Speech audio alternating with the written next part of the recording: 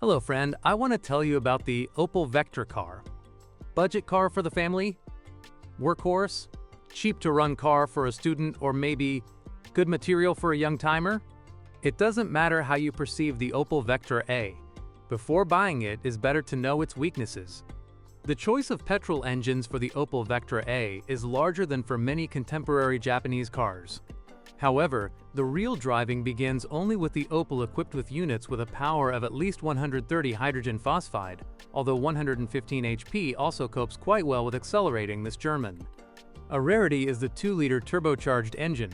The Vectra with such an engine under the hood also has 4x4 drive. Thanks to this combination, the car accelerates from 0 to 100 km per hour in 6.8 seconds, and the speedometer needle stops at 240 km per hour. Many modern cars will not stand a chance against such an Opel. Unfortunately, you will not buy such a version in Europe. What should you look for when preparing to buy a Vectra A? First of all, engine oil leaks. In cars with a long history, the seals are ready to be replaced. Immediately after purchase, be sure to replace the timing belt along with all accessories. These components often do not withstand the mileage assumed by the manufacturer. The ignition system, injectors, alternator, and thermostat can also be capricious. The engine range also includes diesels, but not only do they lack dynamics, they are also not free from faults. The cylinders and their surfaces are most often damaged, and there are also cases of blown head gaskets or seized turbochargers.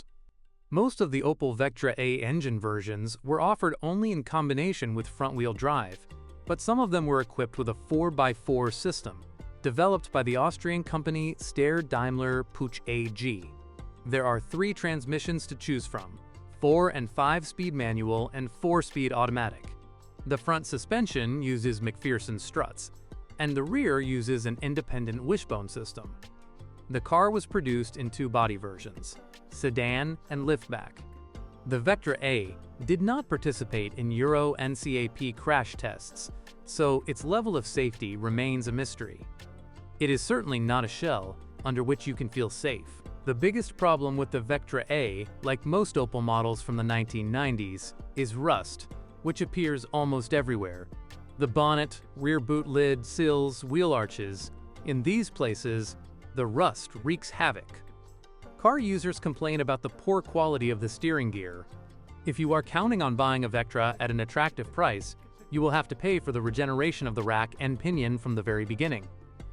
Due to the advanced age of the structure, you also need to prepare for a possible complete suspension overhaul.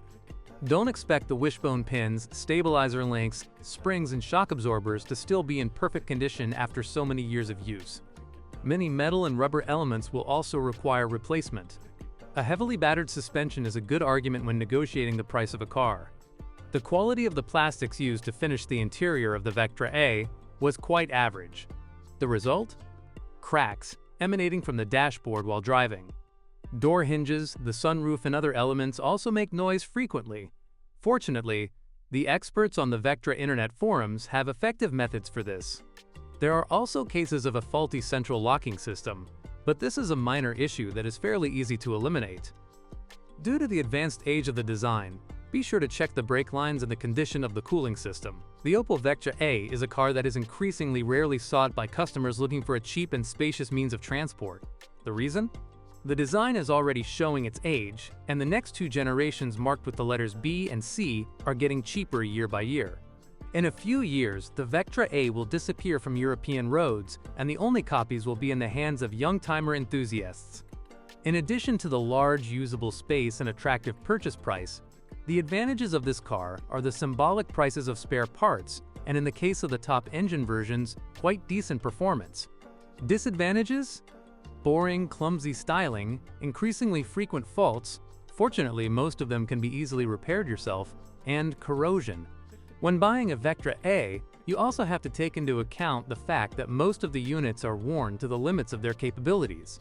Thanks for listening to me. Don't forget to subscribe to the channel and rate my video. If you know of any problems with this car that I haven't mentioned, be sure to write about them in the comments.